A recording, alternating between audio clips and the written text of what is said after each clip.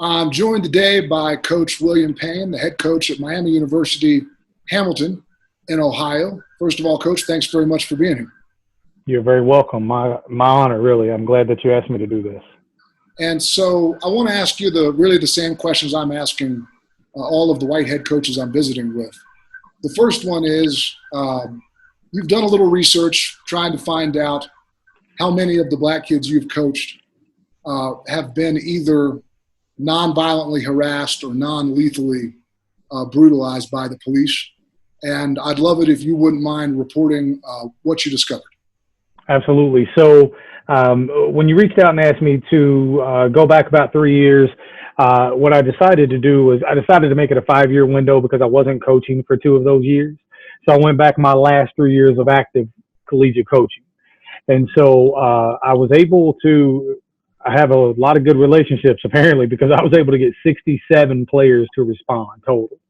And of those 67, I actually broke it down. 58 of those players had at least one of the issues of the 3 questions that you asked. So that was over, I was pushing 88% had experienced at least one of those 3. 40 of them had experienced 2 of those, which I thought was astronomical because we're still well over 50%.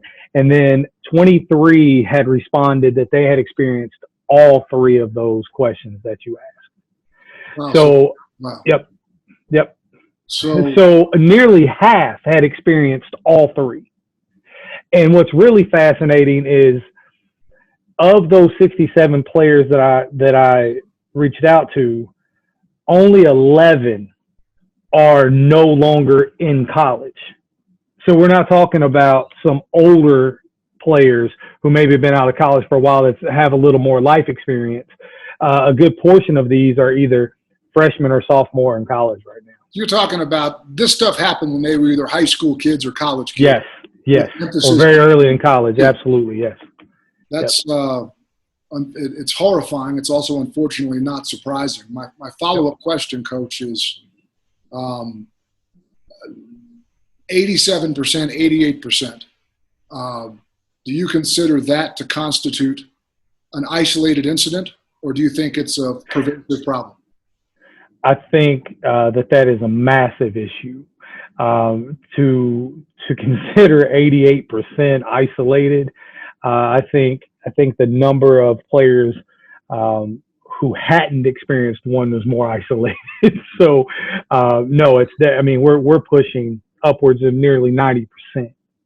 So there's nothing about this. There's nothing about this that's isolated. This is not isolated incidents. This is absolutely happening on a macro scale. Coach, I really appreciate you being willing to share and to speak up. As you and I are aware, and I think everybody's aware, as black people are 12.5% of the United States population. Right. There are no political solutions to these problems that can be enacted without widespread support from white people, especially what Dr. King called the white moderates. And that's really the point of these videos is I feel that the majority of the silent majority of white America, I don't want to believe that they're evil-hearted people. I think that it's just easier for them to ignore the problem. Sure. And I'm hoping that if we can convince them that it's not an isolated incident, it's a pervasive problem, then those who are not evil-hearted, I'm hopeful, will jump off the fence onto the right side of righteousness and help us do something about this. Do you mind if I share one quick little thing with you? By the way, as you're doing, right, and I really, I can't tell you how much I appreciate your willingness to speak up, because the truth is that we probably might, because you're not a Johnny-come-lately. George Floyd's death isn't what has caused you to be pissed off about this. No, and not at all. I'm guessing, because I know it's the case for me, that there are white friends and maybe even white family members that really don't hardly even want to talk to you anymore. Oh, no. I could tell you my story. My story would go back and floor you. I lost So I don't know how much you know about this, and I really wanted to share this quick little tidbit with you, if you don't mind. Absolutely. I don't know if you're aware, but I have 5 biracial children, and my oldest son also played college basketball. So I asked him this question separately. And as a parent that prides himself on being extremely involved, my son, who I'm around daily, I was shocked to learn that he said he had experienced all 3 of these. And that floored me because as often as I'm having open dialogue and as much as we're communicating, I found out that my oldest son, who was born on my 17th birthday, who I kind of grew up with, had experienced these and hadn't shared that with me. And so that was extremely emotional for me. And I say that to say this also, I lost a lot of contact with relatives simply because I have biracial children. So this isn't anything new to me at all. And I really appreciate you providing me the opportunity to share that. If you have anything else you'd like to add, I can.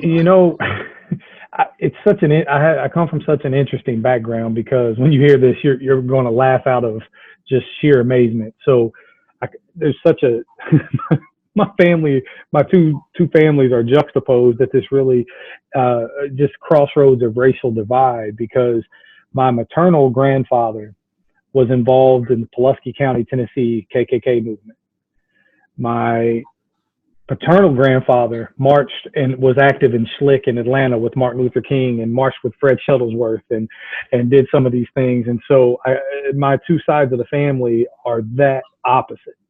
And so I grew up keenly aware of both sides of what that was like. And it was challenging growing up, knowing that one side of the family felt one way, another side of the family felt another. And my father's family, actually, it was interesting. They're when I say they're from rural South, I'm originally from Tennessee, and they're from a real small town in Tennessee, Pete, and they still to this day share a water ladle at the sink. Like, you'll go up, drink out of a water ladle, wipe it off, and set it back down. And when I was 16, and I had, like I said, I had a kid at a very early age. When I was 16, they found out that I had a child on the way. They told me I was no longer allowed to drink out of that ladle. Because I had a child on the way. Yeah. And I've never seen my grandmother since then. Oh my God, brother. That was the last time I saw my grandmother. Coach, thank you so much. And I'm just glad in general that we're in touch. And I have a pretty strong hunch that this could be the start of a pretty wonderful friendship. So I hope so. Thank you. Thank you very much. You're very welcome.